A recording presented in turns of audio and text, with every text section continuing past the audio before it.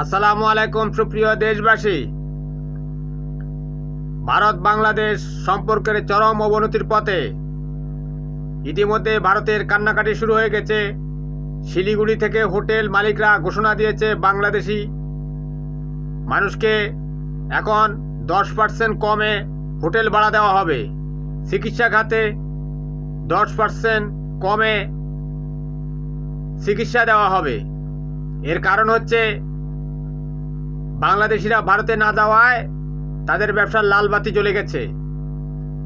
আমার বক্তব্য হচ্ছে অন্তত 6 মাস কষ্ট করে হলেও ভারতে যাবেন না, কারণ ভারতীয়রা আমাদের টাকায় খেয়ে পড়ে আমাদের কাছে আলু পেঁয়াজ বিক্রি করে, আর সেই টাকা দিয়ে অস্ত্র কিনে সীমান্তে আমাদের মানুষকে গুলি করে হত্যা করে।